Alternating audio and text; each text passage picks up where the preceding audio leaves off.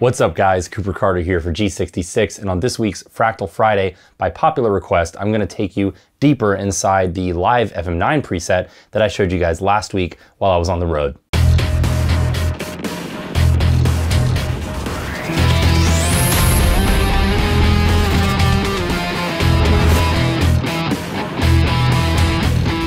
So last week I was on the road with my solo group at the 30A Songwriters Festival, and I gave you guys a tone tour through my current FM9 2023 preset. And a lot of you asked in the comments to see more of that preset and hear more of it and basically just take a deeper dive into it. So what I'm gonna do now is spin you guys through that in FM9 Edit, show you all the routing, all the different blocks, all the different things that I'm doing in the preset itself, and then also show you guys a little more in depth into how I've got the FM9 running as far as the various layouts that I'm using to access the scenes and the effects live.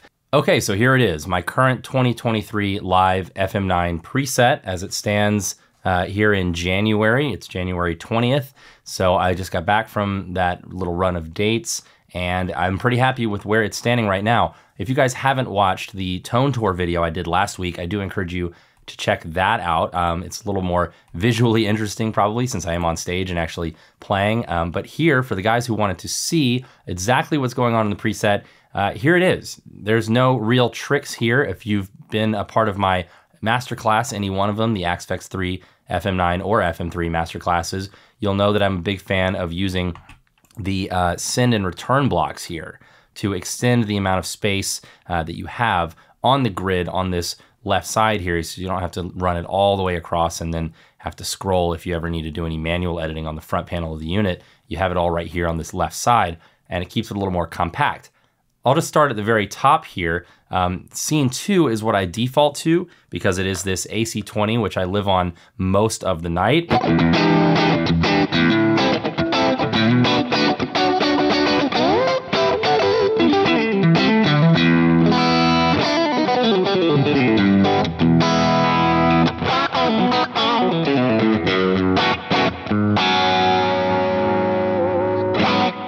And that's my general tone. It's really versatile.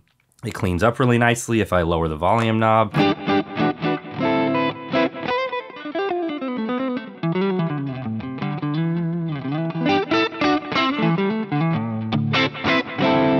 then of course, if I kick on a drive pedal, it gets really nasty really quick.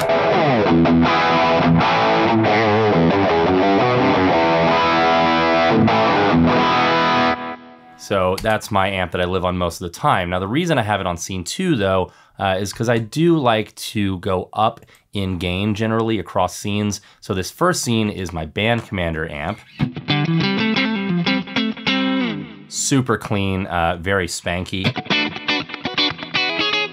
And I do use that sometimes during the set, but most of the time I'm living on this AC20, so the preset defaults to this one. Scene 2 is the AC20, scene 3 is just the AC20 with a drive on.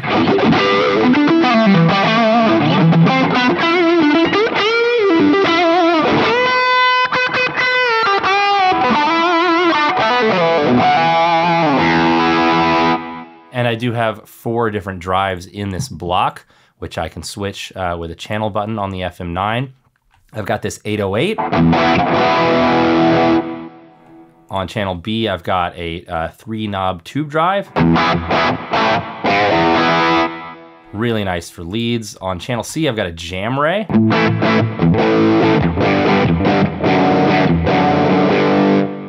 A little darker. I generally use that with the ODS, which is the next scene up. And then the Bender fuzz, which is probably my all-time favorite fuzz pedal in the Fractal unit.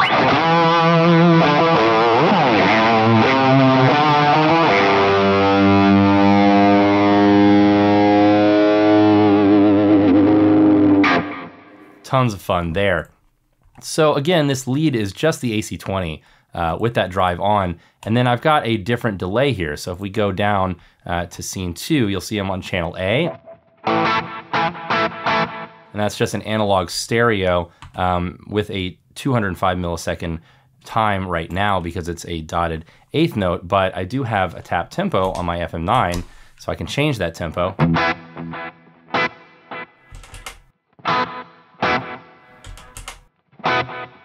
As much as I want with the tap tempo button. So if I go up though, it gets a little bit longer. I've got it at a 1/4 note of the tempo, and then I've got the left-right time ratio on 50%.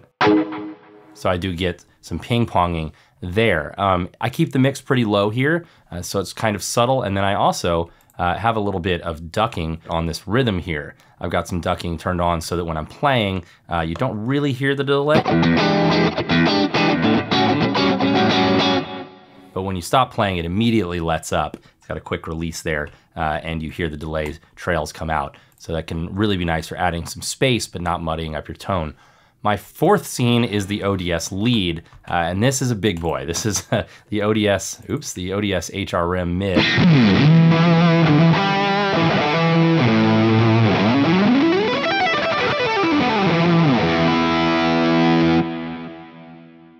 And as I've said many times before, that's my kind of facsimile of an Eric Johnson thing with a lot more gain because I can't play like EJ. So this one I kind of like to keep pretty expansive, and I've actually turned off this multi-delay, which I think generally actually it's supposed to be on, but I turned it off during the show and I think saved it. So here's what it sounds like with this multi-delay on.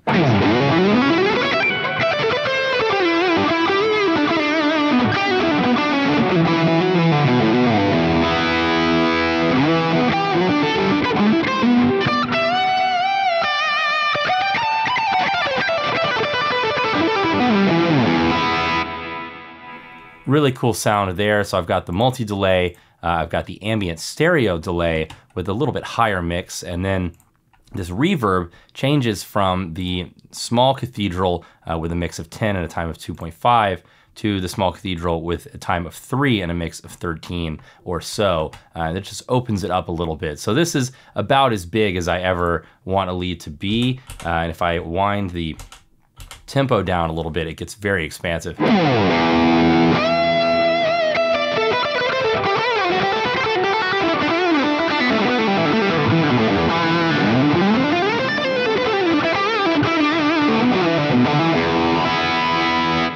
This ODS is a ton of fun to switch between the drives with. It really responds well to different drives, so.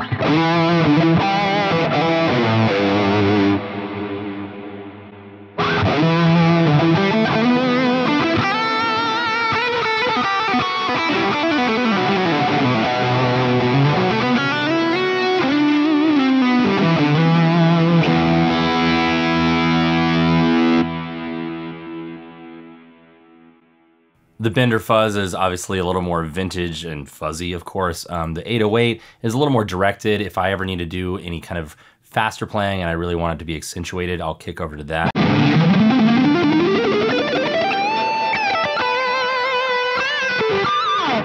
Finally, I've got this atmospheric scene, which is the band commander with a lot of chorus, and then that big Aurora delay and ambient stereo, and a large cathedral, so even bigger reverb. It sounds like this.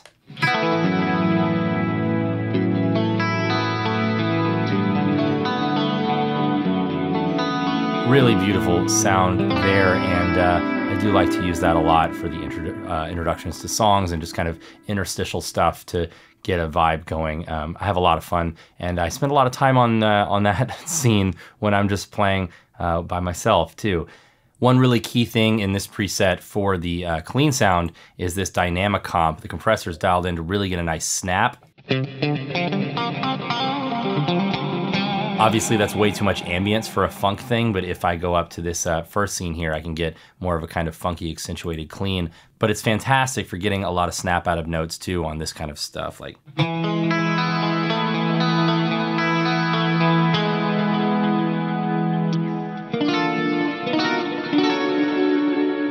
And that really rounds out the 5 scenes that I use 99% of the time for shows. For this last gig that I did last week, we did do a couple of covers of some more modern songs. I played Everlong in honor of Taylor Hawkins, one of my all-time favorite drummers, and I really love that song by Foo Fighters. So I did need kind of a more modern, dry rock tone for that. Obviously, the AC-20 and the ODS weren't really going to cover that song. So the Friedman HPE 2010 here definitely gets into that.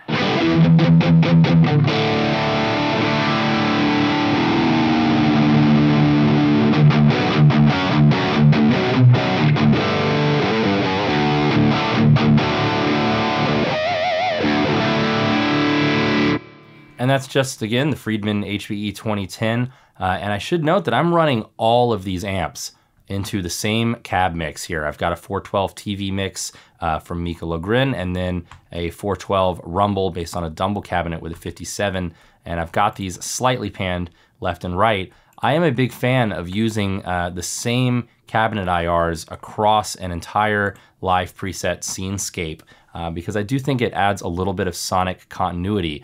The tonal options that we have in Fractal units are just infinite, and sometimes I think we can get carried away with dialing in exactly the right sound for each specific part of a song in a cover set especially, and then we end up kind of giving the audience a little bit of a sonic whiplash. They kind of wonder if there's 40 different bands playing 40 different songs. One of the ways that I like to combat that and add a little bit of cohesive glue to a set is just to use the same IRs for all the different amps and tune the amps to those IRs, and I feel like it helps really kind of add, again, a sonic continuity to a set. My final scene here that I made just for this gig is just a rock lead. It's the Friedman, same IR, same amp, with 808 drive on and a little bit of delay, and so it just gives you like that big rock lead thing.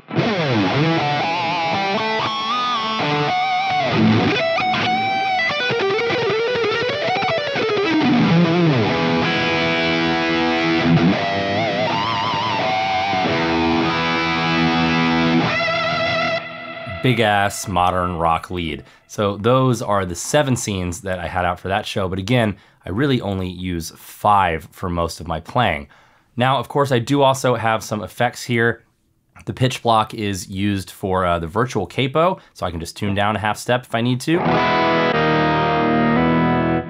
I do have this on scene ignore, so that when I change scenes, this virtual capo acts like a real capo and doesn't turn off depending on what sound I use. On channel B, I've also got a 12-string emulation here.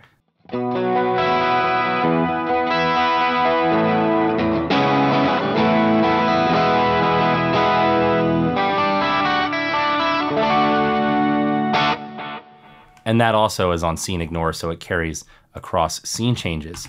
I've got the wah pedal, which of course is the Vox 845. If anybody has seen my presets before, you know I love that wah. I already talked about the drive pedal. This second amp here, I'm sure you've noticed, is only being used for the Bandmaster, and I do only have 4 different amp types, so I could use one amp block, but I like to have a totally seamless transition to this atmospheric here, because I like to sometimes jump from the atmospheric to the ODS lead, and I like to not have an amp gap. So that's the only reason I'm using that. It's really there just kind of because I can. I could very easily do this in one amp block and get away with it in an FM3 as well. You'll also notice I'm going to output 3 before the cabinet block. That's in case I ever want to run to an onstage cab, which I rarely do, but it's there in case I need to. Moving on down, if I go to my AC20 here, I've got a panner tremolo, which has one little trick here. I've set the LFO phase to be 15 degrees, so there's a slight panning going on as well while it's tremoloing, which I think is a really great effect. Probably lost most of the time on the audience live, but I hear it in my ears and I love it.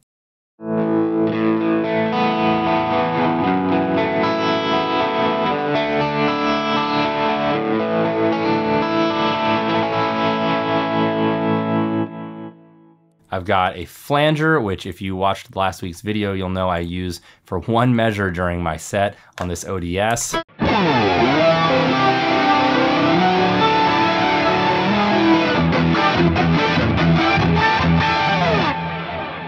I've got a chorus, which you heard on the atmospheric patch, but I also use on dirty stuff sometimes if I want a little bit more of a proggy rhythm.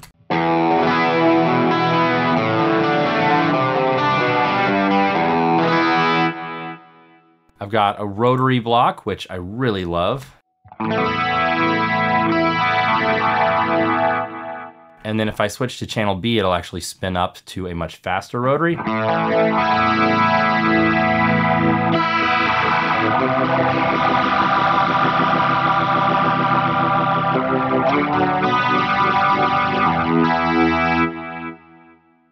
Finally, I've got a looper here, which I use every once in a while live, but I really have here because I love to use it when I'm practicing and rehearsing on my own. I love to lay down loops and then rehearse over them. So let's switch over to FC Edit here and take a quick look at what I've got going on the FM9. If I go to devices here, you'll see that my FM9 defaults to start up on layout 2 because I usually use one preset for an entire show and I'm very rarely changing presets, so I like to go immediately to the scenes layout. I've got my scenes right here, 1, 2, 3, 4, 5, 6, 7. And then I switch over to an effects page, which has my drive, a switch to change between the 4 channels of that drive, chorus, delay, reverb, pitch, and then a hold function which toggles between the virtual capo and the 12-string effect. My multi-delay, I can go back to my scenes layout, or I can go over with this more effects button to layout 5, which has my tremolo panner, my flanger, and my rotary with a hold function channel switch as well. I can also go back to the more effects page or directly to the scenes page, and that is it. That's the entirety of my switching scheme for the FM9. Of course, if I do need to get to a different preset, I can use the master layout combo by holding down the bottom right button with my heel and then tapping the top right button with my toe, and it'll jump to this preset's layout. Now, those of you who are familiar with the FM9's layouts probably realize that these are almost exactly the default layouts. I really have not done a lot of changing here to the default layouts of the FM9. I've got the scenes layout, I've got the effects layout, which I've changed to the effects that I need, and then the more effects layout, but these work exactly the same way as the default layouts.